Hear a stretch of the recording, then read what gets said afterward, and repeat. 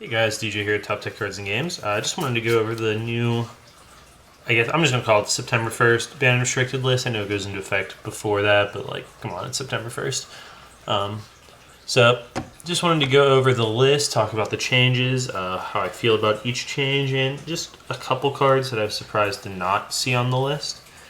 Just going to get into it. First off, we have Kaiser Coliseum ban. I think this is a very good ban. This card is nothing but a problem. It creates a lot of awkward game states. A lot of people don't understand how the card works from a rolling perspective, which is just irritating. I know that's not a reason to hit the card, but it is irritating. That being said, I don't like floodgates in general. I'd be happy to see a lot more of them on the ban list, especially with Uranus being printed. I think this card was just insane, and to have this as another option you could search out with Uranus would have just been a little bit too good. They also banned Monkey Board. I can't find mine. I think I'm a little bit too heartbroken by the loss because I loved Pendulum so much. I don't know where I put it after I took it out of my deck, but, RIP. I think that was another fine hit. I don't actually think they did enough to the existing Pendulum engines if they didn't want us to play them anymore, but they did water it down a decent bit, especially with the Monkey Board hit. But in general, I think that's also a fine hit. To the limits, we had 3 hits that were exclusively Monarch hits, and then another card that I think was sort of meant to be a hit for Monarchs. We have Ether, Stormforth, and Pantheism all limited, as well as Emergency Teleport. I think that the teleport versions of Monarchs were on their way out, but I assume that when they limited this, they weren't only thinking of Cosmo. On the Monarch hits themselves, the Pantheism limit, I think, was kind of wholeheartedly expected. This card is just absolutely insane. Most decks don't get to just play a +1. Oh, wait. They all get to play pot now, so every deck just gets to play a generic +1. Oops. But in all honesty, this card was pretty good. It creates a lot of just auto win hands for Monarchs where they open Prime Pantheism or something. It also makes it a lot more awkward if you're playing Monarchs now to generate a tribute, because you can't count on discarding a Prime turn 1.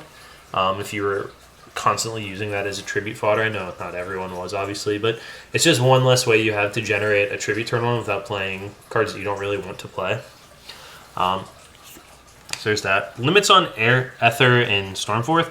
I think that, these cards are both extremely good, so it doesn't hurt to see them limited, and I actually think it's extremely interesting to play Monarchs now if you want to try, because there's a lot of ways you can recycle this one Stormforth with different Idea plays, and there's, as long as you play Monarch Spell and Traps, because of Erebus, you can recycle Ether every turn. I think the biggest issue this presents for Monarchs is that you can't really play Pot of Desire unless you want to slow roll resolving it until you get to both of these cards first, because they're so key to your strategy. It also just makes it a lot less consistent to find them, because now we have one Pantheism to use to search up cards. We can't Pantheism for Stormforth. We can still return for Ether. I really like...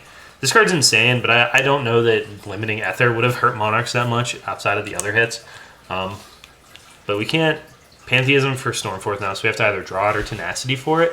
One Pantheism hurts a lot in the setup aspect, but as far as using it to find our domain or something, you can still just dump it with your first Erebus activation and search for whatever piece you need.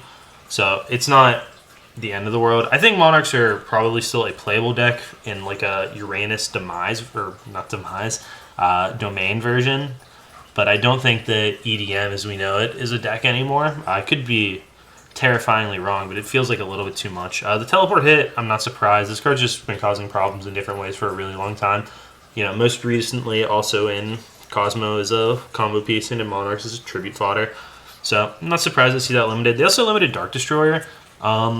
I know that they don't limit cards, hit cards, based on the actual playability of decks, but Cosmo sucks. Cosmo hasn't been good for a very long time, and I'm never scared when I sit down from a Cosmo deck.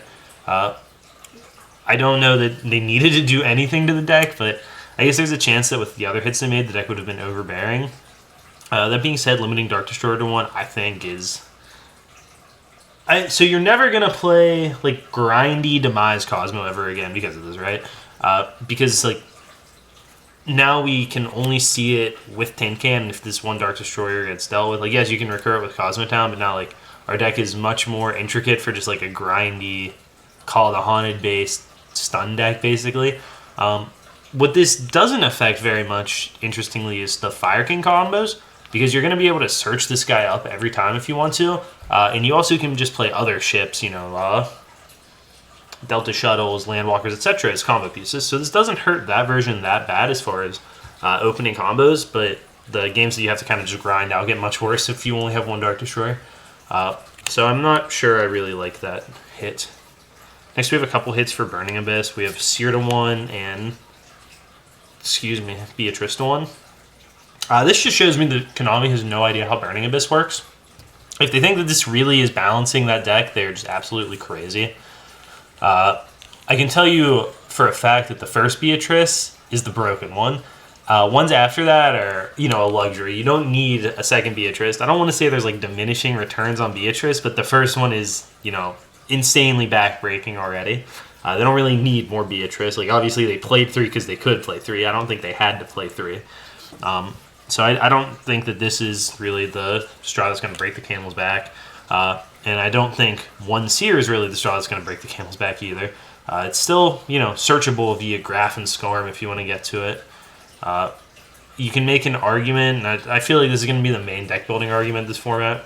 Decks that have kind of key cards limited to 1 is that Pot of Desires is much worse in the deck now, and, you know, realistically the best decks are decks that can play Pot of Desires now.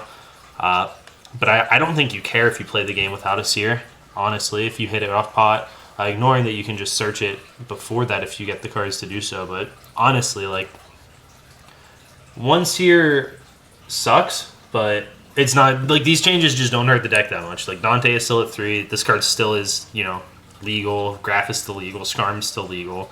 There's still, you can still play 30 other Burning Abyss monsters and all sorts of Phantom Knight monsters. And most importantly, here's where I'll talk about one of the cards that wasn't hit that I expected to be hit. You can still play Anti-Spell Fragrance in the deck, which is just backbreaking against every other deck that I can see being a high-tier meta deck right now. I don't think that Anti-Spell should still exist, especially at 3, and I think Burning Abyss plays it better than any other deck, which is my main reason for thinking this deck is going to be overbearing, at least at the start of the format, just because they get to play Anti-Spell while everyone else does not. And there are other Anti-Spell decks that will be playable, so I might be wrong about that specifically. Next 2 hits to Pendulum. We have Kieran to 1 and Pendulum Call to 1. Kieran to 1 is totally justified. I've been preaching how disgusting Kieran is for a long time. I've been playing it in a lot of decks. Interestingly, I'll probably still play it as a 1-of, whether I search it off of Abductor or if I play Bunbuku with a small engine of, you know, Ogamas and Foxes. I don't know his name. With a couple traps to, like, set up, I probably will still play this card in my Pendulum decks. It's just too good to cut. That being said, with, like, Metal Foes coming up, I don't think that they could leave this card at 3. In general, I think this card was just overbearing. Like, Pendulum decks didn't need to have that ability. A lot of games were decided on turn 1 when I Pendulum summon out a Kieran and, you know, got, like, a Solemn or something against most decks. The game just kind of ends, so I think that's a fine limit. Pendulum Call, I have no idea why this card is at 1. There's a strong chance that, like, in the proper Magician engine, you actually just play 0 Pendulum Calls. Right now I'm playing the one that I can play. I'm not sure that I would want to play, honestly, more than 1 or 2 of it anyway, if I could play a second copy, and I'm not sure that I even want to play the 1 copy. It's a fine card, but it's nothing insanely powerful or anything, so I get that they were just trying to tone down the current Pendulum engines to force us to play the new Pendulum engines, but I don't think they really needed to do that, at least with this card. I think Monkey Board made sense. I think that if they wanted to hit Perform Pals and Magicians, they probably should have just limited, or not limited, ban Joker rather than limiting Pendulum Call, but that's their decision. For the semi-limits, we have one card that I thought was an awkward semi, Max C. If you have a problem with Max C, why is it at 2? That's plenty of copies. Like, you're still... Now you're just, like, when you're playing against it, wondering if you should play into a Max C, now it's just like, well, there's a slightly smaller chance that they have the Max C. But there's still a decent, like, percentage of them having it, especially if you go second against a deck and they resolve some Pot of Desires, Upstart Goblin type cards. There's a decent chance that they find their Max Cs. I also don't understand why, why 2, I guess is my main point here. If you don't like Max C existing in your game, if you don't like what Max C does to the game, just ban it or put it to 1, you know? Where, like, if they have, it's like, oh, they had their 1 of power play. But either this card should be, like, at 3 or 0, realistically, is my view on it. I don't actually mind this card being at 3. I think it's a fun sucker. I get my day ruined somewhat regularly by Maxi, but like cards like this that I can open in my hand is just worse because I drew them are not cards I'm interested in playing normally anyway. So there's that. Then there's 2 semi-limits that I don't think affect anything. Thunder King YuGiOh and Wind Up Magician. These cards will both be at 3 on the next ban list, I think. Konami does this all the time where they gradually move cards off the list. So these guys will both end up at 3. Thunder King might actually be playable though. You know, there's plenty of metas where this guy's good, and then Konami instantly like jumps the gun on it a lot of the time, and they're like, oh, Thunder King was overbearing in the form. It's like, well, realistically the problem is that every other deck in the meta just played 15 search spells. Not that Thunder King was too good. Probably should quit printing decks that way.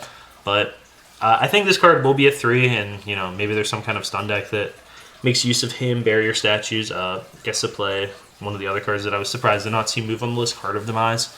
But you know, I think Thunder King has a chance to be playable. This guy will end up back at 3, and until they give us back all the other wind-up cards, it just doesn't matter. And by all the other wind-up cards, I mean, like, unless you're able to play 3s and maidies, I don't think wind-ups are anywhere close to playable in modern Yu-Gi-Oh! It's another deck that can play Card of Demise, can grind its butt off, but I don't think that this deck is close to good in modern Yu-Gi-Oh! Without multiples and maidies for a broken turn 1 play. Or Shockmaster, I guess, but I don't expect us to get either of those things back. So that's my stance on this card. I love windups. I'll probably end up building this deck for fun at some point, but I don't think it's a competitively viable deck. Then we have our unlimited cards. Gold Sarcophagus went to 3. Thousand Eyes Restrict went to 3, and Allure of Darkness went to 3. I'll start with Thousand Eyes because I think this is the least relevant change. Thousand Eyes will probably not be played as more than a 1-of in decks anyway, even if it's played at all. I think that some instant fusion version of Monarchs could potentially want more than 1 copy of it, but given the way Monarchs were hit, I don't expect EDM to be the best version anyway. If it's even playable as a Demise or Domain. Why do I keep messing that up, guys? Even if it's playable as a Domain deck, I just don't expect Monarchs to be that good. Thousand Eyes could be playable, but I wouldn't expect multiple to see play anyway. This card was at 1 just to test the waters. It's about time it's back at 3. Gold Sark, I think, should have just been at 3 for forever. I think that, if I remember correctly, I might be wrong on this on my Yu-Gi-Oh! History, but this got limited after Dragon Rollers when instead of just bringing the hammer down on the dragons themselves, they tried to kind of let them exist and hit the cards around them. We found out very quickly that that didn't work either. Those cards were just insane. And I think this card's just kind of been sitting there like, oh, this probably can go to 3, but it's just not for years now. So back to 3 with that, that's fine. 3 Lord of Darkness I also think is fine. The cost of playing this card is real. You have to play dark monsters that you're willing to get rid of. You have to see them as expendable. Interestingly enough, for the Burning Abyss main board, you probably can play the main deck you had last format if you were already playing Desires and Anti-Spell, and just slip this in over your Seer and your deck is fixed. So that's interesting. But I think this card is fine at 3. I'm glad to have it back at 3. I like playing cards like Allure of Darkness.